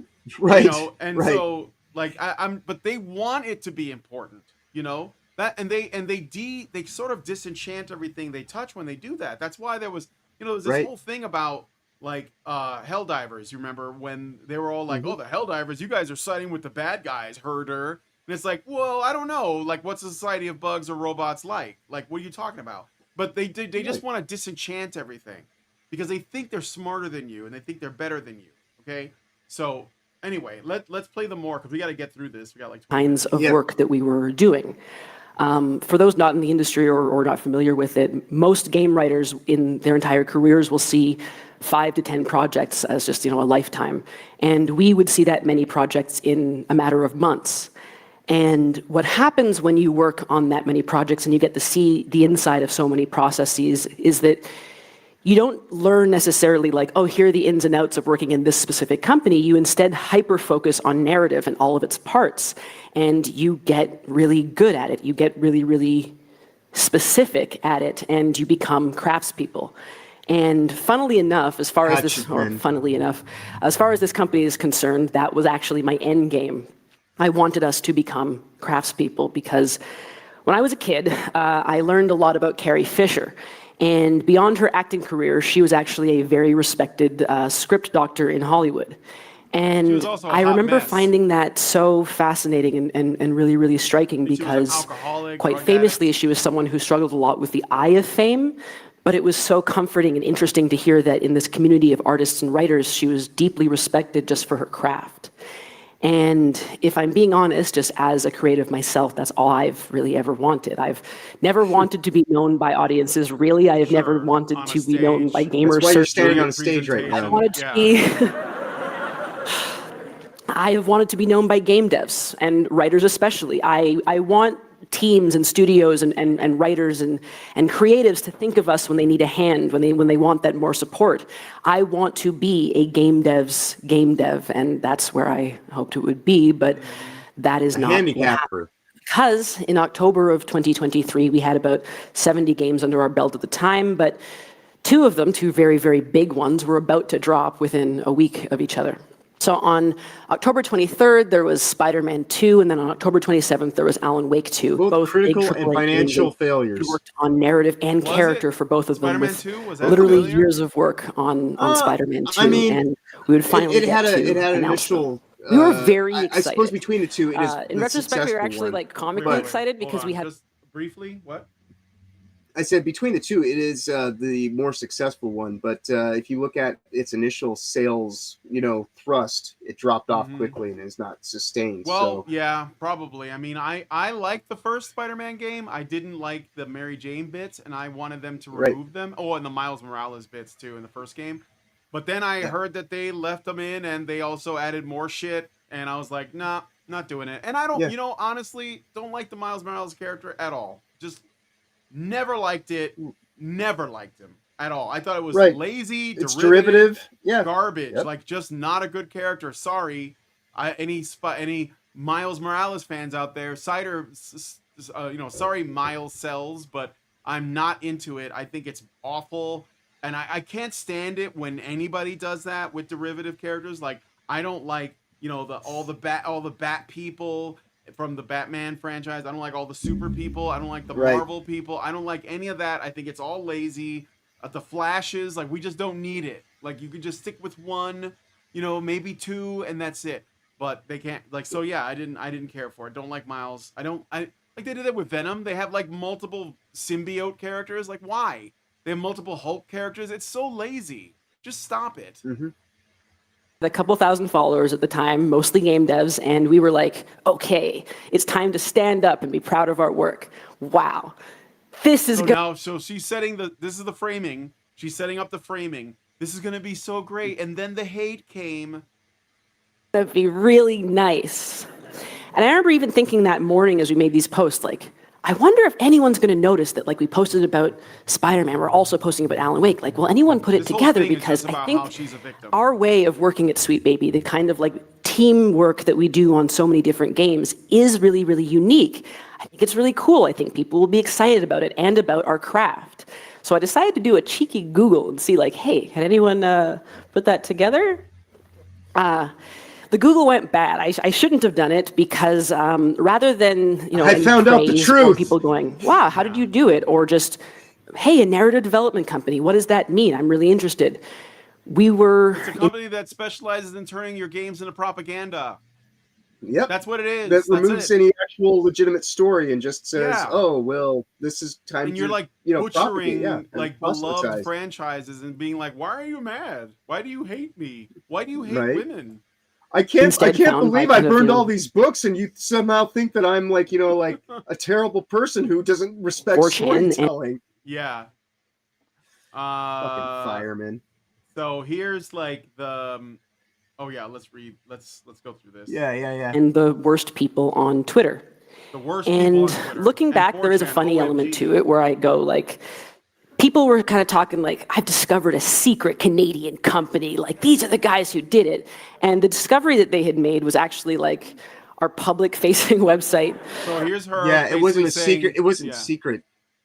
No, it here's wasn't her- secret. And there were stupid people who did say dumb shit like that. And I was one of the people at the time trying to say, yeah, no, this is just one of many agencies. You just got to stop acting like we kill this company and everything gets fixed. This is a long, tenuous road. Like, this is the reason that you and I even know each other, is because I went and like tried to explain to people, this is a long-standing issue. It's been going on for like 20 some odd years at this point. You know? Yeah, but she's gonna strawman us by saying that, you know, we're too stupid to know that they weren't like, you know, secret and they were like right there in plain sight. And it's like, no, Right. that's not what happened. But I see, because like somebody's gonna say Revisionism. something dumb. Yeah, they're just trying to rewrite history on this. That we advertise our services on, and which you People are can go to laughing, right like, now if you'd like to self-satisfied. collaborate with us or Those just learn more. stupid It's, shud men. it's They not don't hidden. know. And if it is, it's very bad because it sits at sweetbabyinc.com. All those laughs But- sound Not very anymore. It feminine looks too. like you guys did hide some shit. Yeah. If you go to sweetbabyinc.com. Exactly. The most sinister actors of the Literally industry within a few often hide hours. behind harmless or infantile masks, concealed their true intentions. This organization has completely it infiltrated the industry, infiltrated YouTube. the industry. Yep. So Yeah, and the well, AAA. what's so bad about this? Like, you plaster it to make it look like it's awful, but Yeah. that's true. They're Sweet game Baby are writing to this basically- shitty, ESG obsessed company. Yeah. What about any of this is wrong? No, there's nothing. You know, I don't where's think the- where's the she's lie? gonna say that she's not backed by BlackRock. I don't know if that's true or not. I don't think it matters, because BlackRock could be well, backing like, you know, them through like channels that don't. So specifically say yeah. BlackRock. on the fucking BlackRock. check. BlackRock. The money goes from BlackRock to the Arshrock think tank, and through them, there's the one chick, I can't say her name right now, but she's from India, and she's the one who created the funding model, and it was done under the guise of climate change, and it was a deal that was made with Ubisoft, and then Ubisoft spins out all these people through the HR department and teaches them how to make an NGO, a nonprofit organization specifically for doing their slush funding. And then that slush funding they use as a way to spin off other companies. This is a Ponzi scheme. This is pyramid complete. You know, I've gone over this. Like, there's 4 hours of content. If you go to problematicwhiteguy.com, Yeah, we've talked about you it. know, or yeah. Problematic White Guy on my YouTube. Yeah, like I'm just saying to the people who may not, because my videos don't have a high. But if you want to go deeper into this, I actually have documentaries that go into the documents, explain this whole thing point by point. Yep. So this is all bullshit. It is. James OP, thank you, James, gives us $2 and says Spider-Man 2 was bundled, Alan Woke 2, but on PC. Thank you for that. All right, let's listen to more. of me seeing that first post, we were not only being accused of, forcing a black person into Alan Wake, which one is cool, but we didn't do. So she's saying, I'm okay with changing the story. Again, I haven't played Alan Wake 1. I have it. I could play it just to see if that character is in there, and they did, in fact, change it. She's not in that one. She was in Quantum Break. Quantum Break? Quantum Break. I don't know what that is. Quantum Break, okay. and that one is the one where like you're able to pause time and like do the whole thing where it's like it's Is that the one that had some real like live? It was only on Xbox. It was on Xbox. It was only on it was on the Xbox One, if I recall correctly, which I never purchased because I wasn't gonna get that spy machine in my house. Yeah. Yeah. All right, let's keep going. And also of putting pride flags into Spider-Man's New York, which, again, so good, love to see them, but we were not responsible for them. But suddenly... Well, maybe the problem isn't you specifically, but the ideology, which is what I've been saying for 10 years. Like, from the beginning, when people were like, this is just about ethics and games journalism, I was like, no, it's about intersectional feminism. It's about, like, Marxist critical theory that's in everything, and that's the thing that has to go, because that's the core problem. You could fire the people, but the ideology stays. Like, it's in the new people you hire. So you got to kill the ideology. That's what you got to do. Yep. Yeah. You can burn every witch that you encounter, but as long as the coven remains, there will always be new witches. Yeah. Yeah. You got to do something about that. And that, I think the best solution for that is to honestly treat wokeness or critical theory or critical consciousness or Marxist theory or global homo, gay race communist ideology. The only way is to treat it like what it is, which is a religion. You have to treat it like a religion, and then you can use, like actual policy to like get rid of it. Because if and not just a religion, but a bad faith religion. Oh, it's like one that totally. That it's like it's a cult. Complete. It's a death cult, in fact. But anyway, so. Yeah, it doesn't matter that it's not you specifically. You're like, oh, I wish we could take credit for that, but that wasn't me. Looks like you guys are done, stupid chuds. No, it's you, and it's the people who are responsible for the pride flag. We were being told that we were, funded by BlackRock, and that actually we weren't a narrative development company. We were a DEI company, some kind of vaguely defined like censor, and that we were here to use all of the power we had amassed to force companies to go woke. Oh, that's true. And obviously that's a very baffling understanding of what work for hire is. I'm not sure how they imagine we did it or how the contracts would be drawn up for it, but were you hired by a company that was also under the control of BlackRock? Did Larry Fink not himself say we have to force behaviors? Like that like this is not like the fact that you're sitting there trying to like dupe everybody, gaslight your audience, and they're all falling for it. They're like, totally true. Straight with man on Twitter. I'm a good man. I'm not racist or sexist. I'm neither of those things. I'm a woke white woman of color that will regurgitate anything the talking points tell me. Yeah. It's fucking bullshit. Zero Cool, thank you, Zero Cool. Just made a comment. It's convenient that she fails to mention that the reason Gamergate 2 started is because one of her employees, Chris Kindred, was trying to cancel a guy for posting their public info on stream. Yes, it's true. Yep. All right. And that's how people found out about SBI specifically. Like if Chris Kindred hadn't have done anything, we wouldn't be in this position. And I'm thankful. Yeah. I wouldn't have been on Chris Kindred for doing that because I probably wouldn't have been on YouTube and trying to correct people and say, no, it's not SBI as like a single entity. This is just a symptom of a much larger, control state. And it kind of didn't matter because this is lampshading, kept evolving and spinning out of control, and suddenly the conspiracy was just alive. They were finding photos of us. All of this is true. We already debunked Alyssa Mercante when she tried to claim it was a conspiracy theory. Also, shout out to Gundam, Kyle. Who else is in here? There's another Kyle. They like him. He's all over this thing. Asmongold. Harmful Opinions. I used to chill with that guy, rock with him. Who's this over here? This is Rev says Desu.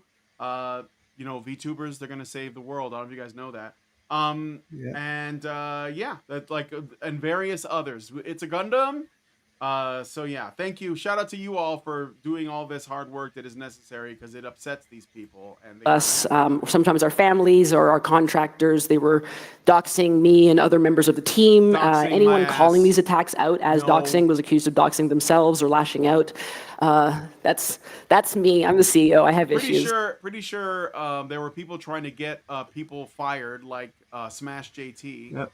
And that's Chris yeah. Kindred right there, and like the very right next to where your mouse was just a second ago. Yep, that's Yeah, Chris right Kindred. here, For yeah. anybody who wonders, that is the one who started the fire. Yeah, that's V right there. I can't see him, but I can tell right here. This is V, the way that he formats. his shit. But yeah, this went on for weeks and then months. At its peak, which was somewhere around like February, March of this year, we were getting something like 300 emails a day, which admittedly some of those are going to be spam or bots or whatever it is, but they were often accompanied by death threats, threats to our family. No. We did have one. Show me the receipts. Where are the receipts? Did you call the police? Yeah. Show me the receipts. You're not showing the Who receipts. got You're arrested? showing, you have like this gigantic PowerPoint presentation, and you're Yeah. claiming. I don't believe these people, because Anita Sarkeesian did this shit 10 years ago. Zoe Quinn did this shit 10 years ago. Don't fall for it, okay? Yeah, and Just they're don't quick to fall for throw up these thumbnail images because they're easily accessible. Well, they But can do that, but then they're like, Where oh, we got where are the millions. police records? I got trillions of death threats. I can't show you any of them because they're just too Right, right. traumatizing. I don't want to relive the experience. I don't trillions of want to put you times. through the pain. So You know, yeah. yeah, it's just too much. I'm sorry, but you guys are not ready for the shit that I Yeah, had. To you have endure. not seen. Just believe me when I say it. Just believe me, okay? I was totally threatened, and my life was totally in danger. So Yep, the lady One does bomb threat protest made too much. to the police that they contacted us about, and yeah, the bomb threat that was made to the police, and they contacted. So somebody called the police and said I'm making a bomb threat. Like what? Again, no, I don't see any reports. She doesn't show any reports. She At doesn't the- show any receipts. you know, at best, all the bullshit. nicest thing you would see in some of these spaces was that we were a punchline. But any defenders were really shouted down quite quickly, and in moments. I think that that's not doing them enough of a service to say that they're a punchline, because this ideology, not necessarily this person, but this ideology is a serious threat. It is designed to destroy our society. That's what it's supposed to do. And then She's a something bad new is actor supposed for to a rise. bad agency. Yeah. And like, you know, like what's the word they always try to say about, like, it's like you're trying to remove my agency. Well, you're trying to superimpose your agency onto an industry. So how the fuck is that not the exact same thing? You know, tit for tat, right? Yep. So we gotta end it here. But Yeah, I yeah, think yeah. you We guys should- got the got gist that. of this. So you know, she's the victim. If And- like, and let's also- timestamp this. We're about halfway through. If you want to like do this Yeah, one again on we'll Tuesday, we can finish you know, it up news because she permitting. gets into Yeah. she talks about Elon Musk, Ah. because you know, like this guy who basically did more for climate than anybody in the world ever is now the enemy because he also made the terrible mistake of believing in free speech.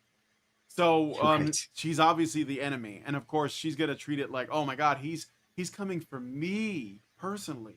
That's what I'm so special. So anyway, yeah, we'll pick it up from this point next time on Tuesday. But we're gonna go through a couple of other things.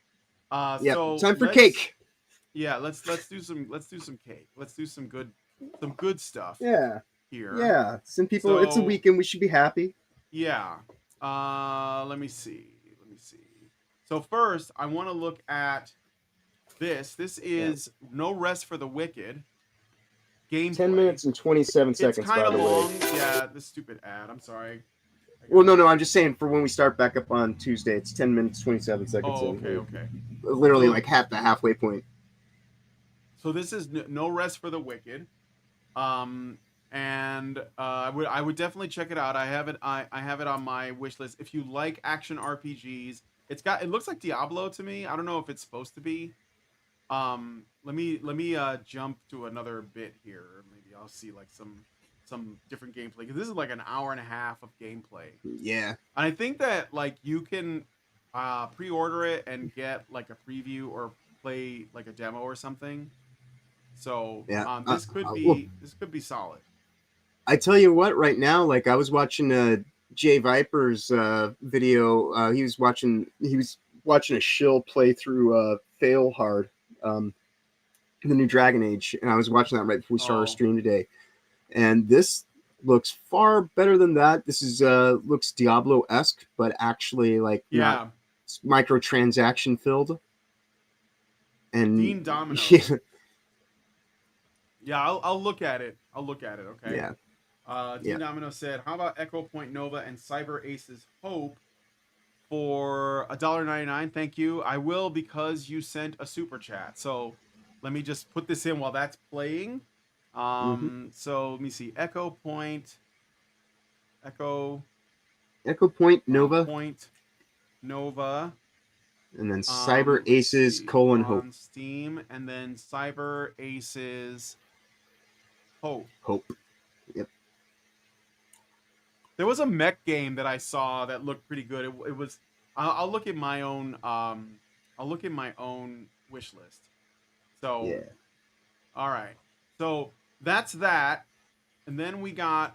Let's look at this Echo Point Nova. So yeah, no rest for the wicked. I'll see if there's a boss fight. I think so. Let me see what that looks like first. And I'm going to drop a link to the Discord, although it's in the description. For anybody that wants to join the FFS Discord, we have a submission area for non-woke indie games to look into. Yeah. What is That that? was a terrifying roar. So he heard a Are we roar. gonna find the beast So he's gonna find a boss. that made it? People are saying that this is more like a Souls game. It does look kind of like, because you're like by yourself.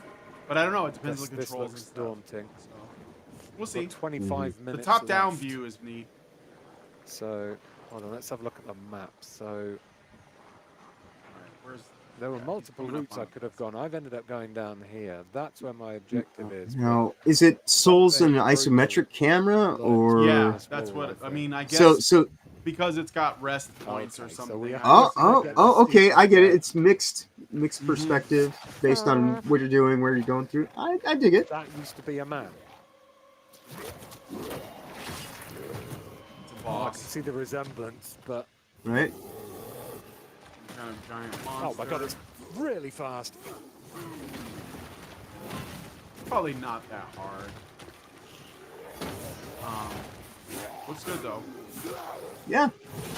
Ouch. So, Ouch. and this guy is like the developer was, he was pretty based. So I think that's a plus right there too. Yes. God. This is a crazy fight. I mean, he soundly knocked off like Mercante and her erstwhile rival Yeah. in the same afternoon. I mean, that's it's a pretty impressive guy. Oh, I need to. Oh shit!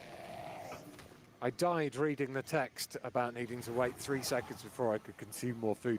So you can't. So there you go. There's that. Hey, Fracas Maximus. All right, let's look at this Echo Point Nova. This was suggested to me by Dean Domino 25. So let's see what this looks like.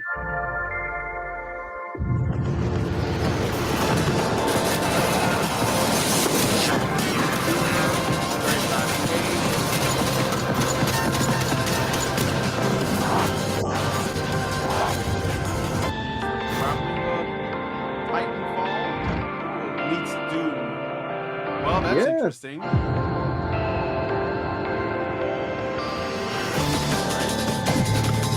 And I would say a Got some little bit of hardcore, like, Mirror's Edge. Yeah, Mirror's Edge. Well, Doom has that too. Yep. Or what do they call it? The new version of that, the cyberpunk one with the ninja. Yeah, I've got it. Yeah. Ghostblade or something like that. Yeah, it's very fast. Yeah, I dig it.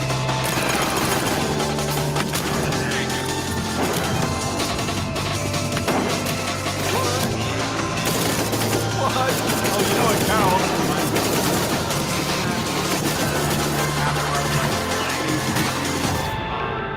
Oh, 2 to 4 player co-op. Okay. Right? Now you have my attention.